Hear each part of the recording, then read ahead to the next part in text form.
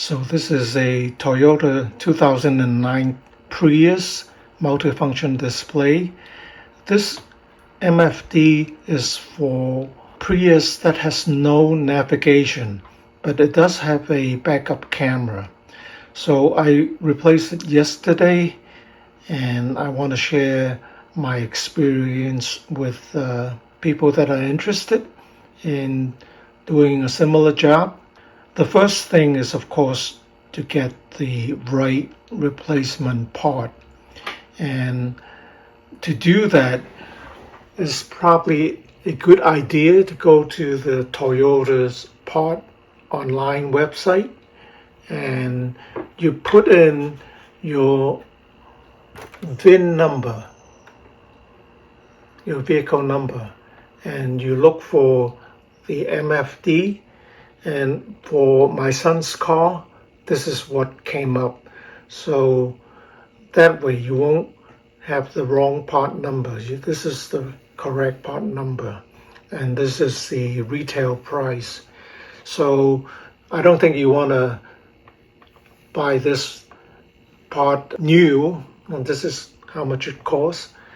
I got mine used on eBay, and it's about $150. So if you try to buy the part on eBay, you have to have a little patience. Sometimes they have it available for $200, $150, $300. So you try to buy one that you can return and make sure that it is in good working order and you have the right part number. So in the back of the unit, you have the part number there. So make sure when you buy the eBay item or Amazon, they have this number on the screen. For mine is the last 5 digits is 47230. Again, this is for 09 Prius. And then the replacement is not actually that difficult. My concern is when I first got the part, I looked at it and I look at all the sockets, and then I see this one here looks a little scary because the connection is inside. But when I actually opened up the car and took the part out, I realized the wiring harnesses that are plugged into the back of the 09 Prius without navigation is just here, here, here, and here. That's it. There's no connection for this. Maybe if you have navigation, might be the connector. So this is the M13 connector, M14 connector. And the most important part in doing the job is when you pull this out, of course you cannot force it, and don't break any of the wires or the pins on the connector. The trick is to depress the connector. There's a little tab on the connector that you depress, and then you can pull out. There's no sense in forcing it. If you force it, you break something, and then that will be the end of that, right? So you're going to have trouble. So if you want to know the pin now for all the pins, the 09 high resolution, the positive and the negative and whatnot. So you don't need to know this, but if you want to, you could look it up. So important part is make sure you don't damage the connector. The unit is held on with two 10mm bolt, one on this side here, one on this side, and then you have the tabs on top, and then this red tab here and here. So once you free the bolt, you can easily just pull it straight out, and you can see all the wiring. There's enough slack for you to take the unit out. So after that, it's just a matter of releasing the socket and then pushing them back in. So that's all you have to do.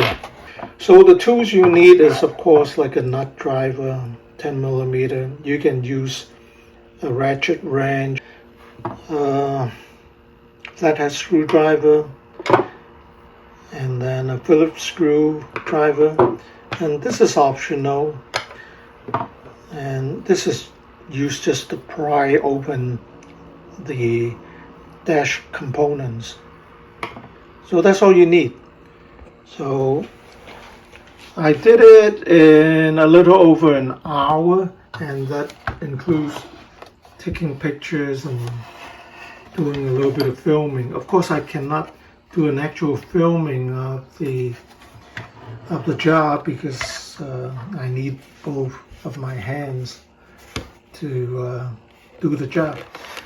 And it is not a difficult job, but it is not as easy as some of the videos on YouTube. On YouTube, I saw someone pulling the dash trim out in 2.5 minutes. Took me more than 10 minutes to do it because my car might have been a little different from his, and I didn't really want to damage all the panels. But if all you're interested in is to get the car running with the touch screen, and if you don't care if you break a trim piece or not, then you can absolutely do this. And if you worry about all the panels not fitting together, or you broke a tab or two, you can use a glue gun to glue it back. I didn't have to use it, but it's good to have just in case. Okay, so I've seen people being able to pull this MFD out in 2 minutes. Definitely took me more than 2 minutes, more like 15 minutes. Okay, the first thing I did was to unscrew this screw here, Phillips screw, and then I pull this unit out, not completely. I pull this piece out, then pull this piece out, then pull this piece on top, so I can pull this piece. And I did not detach all the wires. I did not detach the power wires because when you detach something, when you reattach it, it might not work. So then next I pull this piece out, which is on the floor, and then that exposes the 10 millimeter screw here, and on the other side, and then the whole unit can be pulled out. And then the most important part of this job is to get the right part. The old one, this is one that is not working. This is the 86110472230. This is the 09 Prius with a backup camera and conditioner, but no navigation. So that's the unit, and the most important part of the job is to get the right unit. And if you were to get it on eBay, make sure you can return it.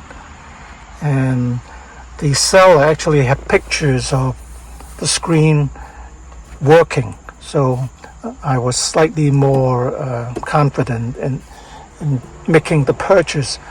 And now I have just to put it back together, and it should work. The first indication that the MFD might work is when you press the hazard light here. It works. Hey, it actually works. Well, I'm gonna have my son check out all the different functions to see how it works. Climate control is an important thing. I don't know.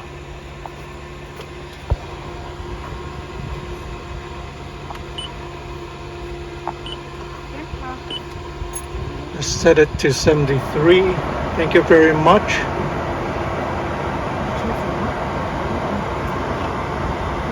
So